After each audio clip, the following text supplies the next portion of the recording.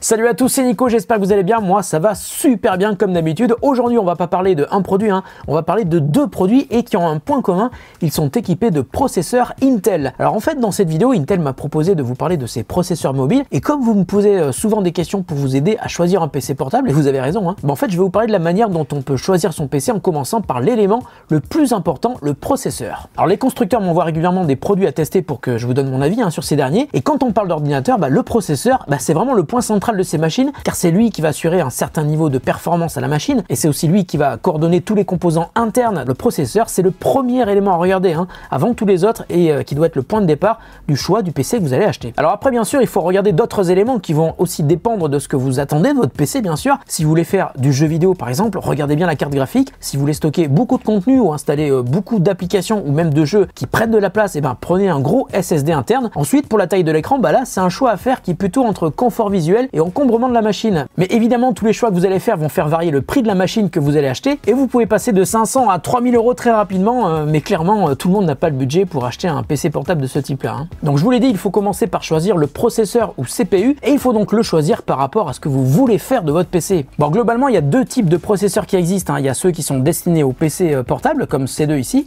et puis il y a ceux qui sont destinés aux machines de bureau. Alors ils ont des points communs mais généralement il y a plus de puissance dans les CPU destinés au PC fixe, mais l'inconvénient évidemment c'est qu'ils ont besoin de plus de refroidissement parce qu'ils chauffent beaucoup. C'est le cas notamment des PC de gaming et c'est pour ça qu'on leur met de gros systèmes de refroidissement qui prennent évidemment beaucoup de place à l'intérieur du boîtier. Donc le leader des processeurs c'est Intel, ça fait plus de 50 ans que c'est le cas. Je me souviens mon tout premier PC c'était en 486 DX266, c'était en 1993 si je me trompe pas. Alors depuis les architectures ont évolué, les puissances aussi et depuis quelques années la dénomination des processeurs Intel est plus simple pour s'y retrouver. On parle de famille, il y a les i3 puis i5, i7 et dernièrement les i9 les plus puissants mais aussi les plus chers évidemment. Ah attendez, je suis Nico mais pas le même qu'au début de la vidéo. En fait si, mais je viens d'une dimension parallèle pour apporter quelques précisions importantes sur les processeurs et je pense que ça pourrait vous aider à comprendre pourquoi il y a autant de modèles. Alors pour parler un peu technique mais sans trop rentrer dans des données complexes pour autant, il faut savoir que quel que soit le processeur, on parle beaucoup moins de fréquence que sur les générations précédentes mais beaucoup plus sur le nombre de cœurs. Le cœur c'est la partie centrale du processeur, c'est lui qui va faire les calculs et plutôt que de le faire tourner plus vite, on va mettre plusieurs cœurs dans un processeur pour lui permettre de faire plus de choses en même temps. Et par exemple, un processeur i5 6 cœurs à 3,6 GHz peut être plus puissant qu'un processeur i7 4 cœurs à 4,3 GHz. Et plus ça va, plus on arrive à graver des circuits imprimés toujours plus petits, donc on peut mettre toujours plus de cœurs dans un processeur, sans parler bien sûr de l'hyperthreading qui rajoute un cœur virtuel à chaque cœur physique. Bref, il y a toujours plus de cœurs dans un processeur. Et en 2020, un processeur peut avoir 4, 6, voire beaucoup plus.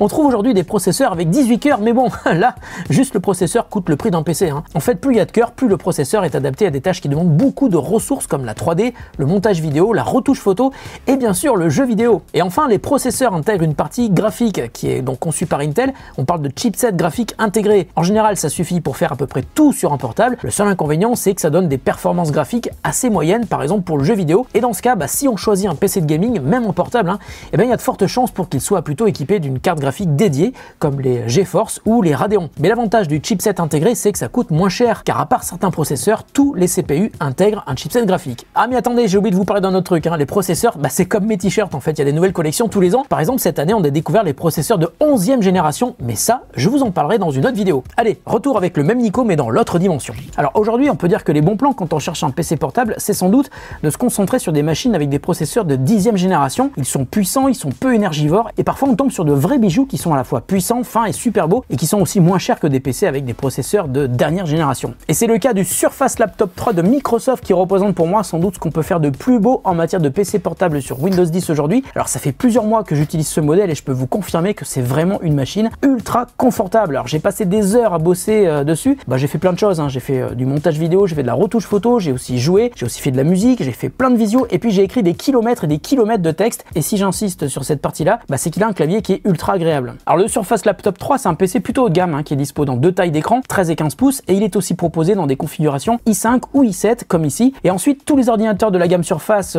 proposent aussi un écran tactile, ça c'est génial et puis il y a surtout deux détails intéressants pour des gens qui passent leur journée sur un ordinateur portable. Je vous l'ai dit, le clavier mais il y a aussi le trackpad qui sont super confortables tous les deux. Alors je vous le disais tout à l'heure, l'avantage des processeurs mobiles c'est qu'ils sont faits pour être peu énergivores, donc consommer moins d'énergie que les processeurs de PC fixe et c'est pour cette raison que sur des machines de ce type là, on peut parfois atteindre une autonomie qui peut arriver à une journée complète suivant le type de batterie qu'il y a à l'intérieur. Alors toujours pour parler du Surface Laptop 3, en plus du processeur, ici c'est un i7 de 10e génération, on sent vraiment que Microsoft a conçu un PC qui est prévu pour la productivité, voire même pour les pros, plus que pour la famille, hein, car sur cette gamme, on peut arriver à environ 3000 € si on prend toutes les options au max. Alors c'est vrai que c'est cher, mais tous les Surface Laptop sont équipés de SSD, donc évidemment c'est génial parce que toutes les applis sont lancées hyper rapidement. D'ailleurs, hein, il y a un système qui est génial qui s'appelle Instant On, hein. Dès que vous ouvrez l'ordinateur portable, Windows 10 est lancé, en moins de 2 secondes vous êtes prêt à bosser. Et sur les Surface Laptop 3, mais c'est aussi valable sur plein d'autres PC, vous avez aussi le système Windows Hello qui utilise la webcam pour la reconnaissance faciale, ce qui vous permet de déverrouiller votre ordinateur en à peine une seconde. En fait, juste le temps de l'ouvrir et hop, il est prêt, même pas besoin de taper votre mot de passe. Donc ça, c'est vrai que c'est assez génial. Et puis cette fonction Windows Hello, évidemment, plus le processeur est puissant et plus ça va être rapide. D'ailleurs, sur le Surface Laptop 3, il y a un port USB type C, hop, il est ici. Ça permet de le recharger avec une batterie externe de type Power Delivery ou avec un adaptateur secteur et un simple câble USB type C. Et l'avantage d'une telle machine,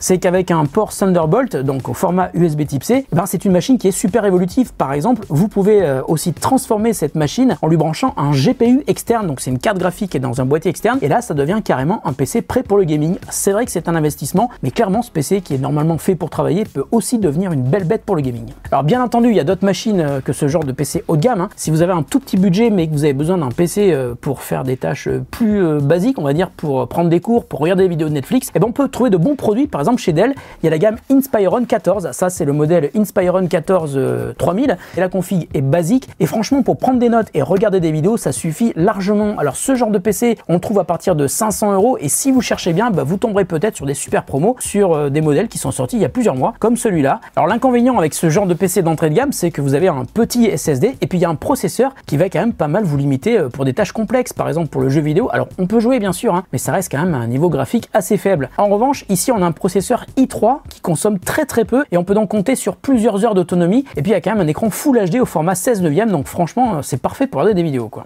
Et enfin, même si on est sur une machine d'entrée de gamme, il y a quand même un capteur biométrique qui vous permet de déverrouiller votre PC avec votre doigt, avec l'empreinte digitale. Donc là aussi pas besoin de taper votre mot de passe, hein. À chaque fois que vous l'ouvrez, il suffit de poser le doigt et hop, votre session est ouverte. Donc tout ça pour vous dire que lorsque vous choisissez un PC, il faut tout d'abord regarder ce que vous voulez faire avec, et mon conseil vraiment, hein, c'est de regarder en priorité le processeur. Je vous l'ai dit, c'est lui qui va donner le niveau global de performance de la machine que vous souhaitez acheter. Donc avec un processeur i3, vous aurez une machine qui sera peu puissante, c'est vrai, mais qui sera pas chère, mais qui sera suffisante pour des tâches basiques, prendre des cours, regarder des vidéos, faire des visios avec vos amis. Et si vous voulez aller plus loin pour faire plein de choses, tournez-vous plutôt vers un i5 ou un i7, mais évidemment ça coûtera plus cher. À vous de voir par rapport à votre budget, mais surtout, je vous le répète, par rapport à ce que vous voulez faire avec votre ordinateur. Pour finir cette vidéo, je voudrais remercier Intel qui m'a envoyé le Dell Inspiron 14 3000, et on en a discuté ensemble, et je leur ai proposé de vous faire gagner ce petit PC portable, et ils ont dit oui. Et ça me fait super plaisir parce que c'est un PC portable qui, j'espère, va rendre service à quelqu'un qui en a besoin. Et pour cette raison, on va faire un concours. Ça se passe sur Instagram, sur mon compte Instagram, et vous allez devoir me dire en commentaire sous ma photo Insta pourquoi est-ce que vous avez besoin de ce PC, et je choisirai le commentaire le plus pertinent pour faire gagner à son auteur ou à son autrice le Dell Inspiron 14 3000. Attention, vous devez habiter en France et votre compte Instagram doit être public. Vous avez jusqu'au 31 décembre pour jouer. Merci Intel, et merci aussi à vous de votre fidélité. Si vous avez des questions sur les processeurs Intel ou sur ces deux PC en particulier, posez une question dans les commentaires sous la vidéo, je me ferai un plaisir d'y répondre si je passe par là, soit avec le compte The Grand Test, soit avec mon compte perso Nicolas Qatar, tout simplement, ça peut arriver. Mais je pense qu'il y a aussi d'autres personnes qui pourront aussi répondre à vos questions, si c'est pas moi qui y réponds. Prenez soin de vous, prenez soin de ceux que vous aimez. On se retrouve très bientôt pour une autre vidéo sur The Grand Test. Salut!